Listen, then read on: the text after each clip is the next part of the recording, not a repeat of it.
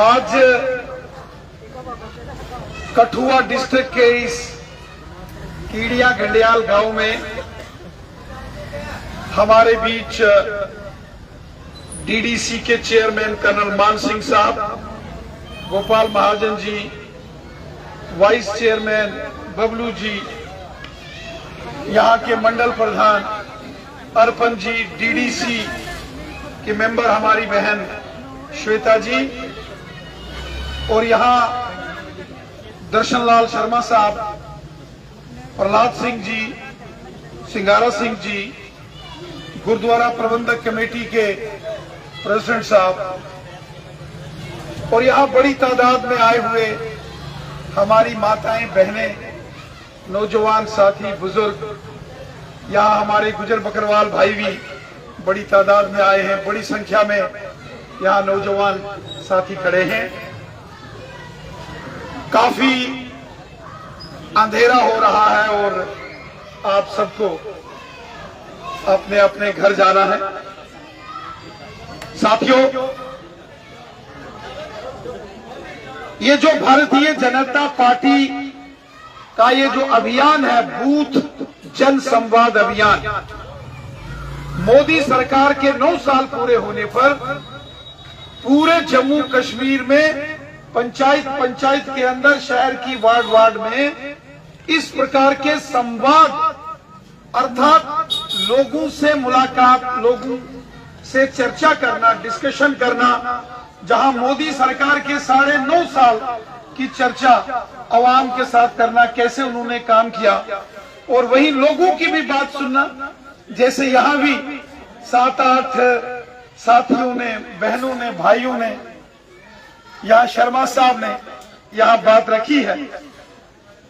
मुझे बहुत अच्छा लगा कि जिस तरीके से यहाँ के बच्चे ने जोशो खरोश के साथ तालियों की गड़गड़ाहट में जब यहाँ कीड़िया गंडियाल को कठुआ से जोड़ने वाले पुल की बात आती है तो यहाँ का बच्चा झूम उठता। मैं मुबारकबाद देता हूं आपको। मैं तो कहता हूं ये जैसे ये एक राम सेतु है, राम सेतु। ठीक कहा यहाँ सिंगारा सिंह जी ने। एक जमाना था कि यहां आना बड़ा मुश्किल होता था, लखनपुर का पुल पार करके आना पड़ता था, लेकिन आज शायद किसी ने सोचा भी नहीं होगा, किसी ने सोचा भी नहीं होगा कि यहां 2 पंचायतों के ऊपर 165 करोड़ रुपया गवर्नमेंट डेवलपमेंट का देगी। हाँ, इसीलिए कहते हैं ना कि पुरानी सरकारों के बस में नहीं था, लेकिन मोदी साहब आए तो पुल बन के तैयार हुआ। इसीलिए नारा लगता है, मोदी है तो मुमकिन है। और इसीलिए जब मोदी साहब ने ये सारे काम किए, इतनी जबरदस्त डेवलपमेंट हुई, और उसके बाद डीडीसी की हमारी बहन डॉक्टर श्वेता जी ने बताया कि किस तरीके से यहाँ और डेवलपमेंट यहाँ की गई, बिजली, पानी, कुछ सड़कों का जिक्र यहाँ हुआ है, कुछ नबार्ड में इन्होंने यहाँ रोड्स इस एरिया के लिए रखे हैं। तो साथियों, मैं आप सबको इसकी मुबारकबाद देता हूं। एक जमाना था कि कीड़िया गंडियाल का नाम लेते थे तो मन में उदासी आती थी, और आज मैं जब आ रहा था पुल के ऊपर में देखूं इतने लोग, गाड़ियां साइड में लगी हुई, तो शाम के टाइम इसी दरिया में, इसी पुल के ऊपर लोग सैर करने आते हैं। शर्मा साहब जिक्र कर रहे थे यहां कि अब तो सड़क भी कम पड़ गई है, उसकी चौड़ाई करनी पड़ेगी, उसको भी हाईवे का दर्जा देना पड़ेगा। तो इसका मतलब है इस बड़ी कनेक्टिविटी का लाभ, फायदा इस सारे गांव को होगा। साथियों, जहां इतने बड़े बड़े पुल और सड़कों का निर्माण हुआ, वहीं मोदी साहब ने जो गोल्डन कार्ड्स दिए, हर एक इंसान को, हर एक शख्स को जो गोल्डन कार्ड दिए, 5-5 लाख रुपए तक का इलाज फ्री में एक गोल्डन कार्ड से 1 साल में होता है। ये भी मोदी साहब की हमें बहुत बड़ी देन है। गरीब किसानों के खाते में 6-6 हजार, गरीब लोगों को फ्री राशन, गरीब लोगों को 1000-1000 पेंशन, और गांव-गांव में गरीब लोगों के लिए मकान। एक जमाना था कि इंदिरा आवास योजना होती थी, एक जमाना होता था इंदिरा आवास योजना होती थी। 1 साल में एक पंचायत में एक मकान आता था, और मोदी साहब प्रधानमंत्री बने और इस स्कीम का नाम रखा प्रधानमंत्री आवास योजना। और 1 साल में एक पंचायत में कितने कितने मकान आए गरीबों के लिए? 100 मकान बना के दिए। तो मोदी साहब ने गरीबों का भला किया। पहले नहीं, पहले एक भी आता था उसका भी पैसा गबन कर दिया जाता, लेकिन आज ऐसी बात नहीं। आज मोदी साहब ने जो पहली बार 70 साल में रफूजी समाज का जिक्र अगर हुआ, लाल किले से मोदी साहब ने, लाल किले से लोग आते थे, वोट लेते थे, स्पीचें करते थे, लेकिन किसी ने दर्द दुख समझा नहीं। आज अगर किसी ने रफूजियों का दुख दर्द तकलीफ समझी है, वो प्रधानमंत्री मोदी साहब। यहां आर्थिक सहयोग की शुरुआत की गई, फाइनेंशियल असिस्टेंस, उसको कम से कम पहली मर्तबा किसी ने पूछा तो सही कि आप जिंदा हो कि नहीं हो, कुछ रजिस्ट्रेशन है भी, कहां हो, कौन कौन से एरिया में हो, कहां रहते हो। 70 साल किसी ने पूछा नहीं। वोटों के दौरान आते थे स्पीचें करने के लिए, मोदी जी ने हाल चाल पूछा, कहां रहते हो, रजिस्ट्रेशन शुरू हुई।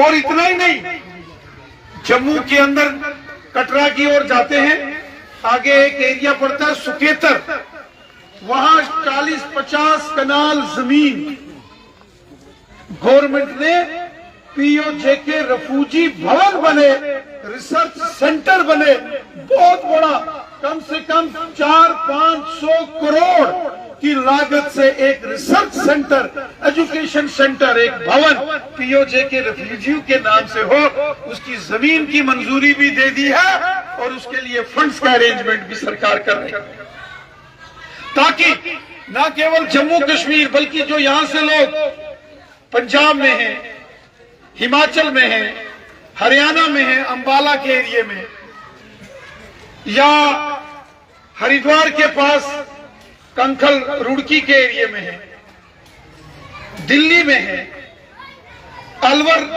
और गंगानगर राजस्थान में है, ये वापस लोगों को आपस में जोड़ा जाए, लोगों को कोई ना कोई साल का एक दिन बनाया जाए, लोग आए मिले, अपने कल्चर, अपनी हेरिटेज, अपनी संस्कृति, अपनी तहजीब को आगे बढ़ा के ले जाए, अपने इतिहास को लोग जाने। इसके लिए भी अगर किसी ने हमें मदद की है तो वो मोदी साहब है और वो भारतीय जनता पार्टी की सरकार है। मेरे साथियों, आने वाले 6 महीने बाद फिर से 2024 में हमारे देश में लोकसभा के चुनाव हों। ये लोकसभा के चुनाव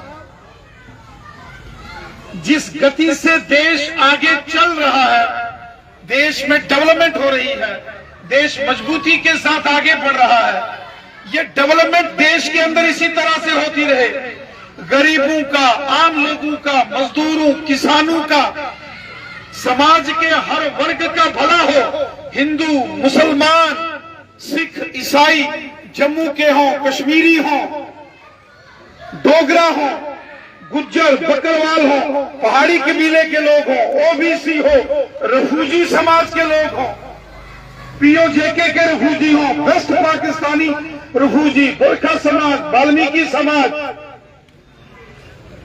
समाज के हर वर्ग का भला हो,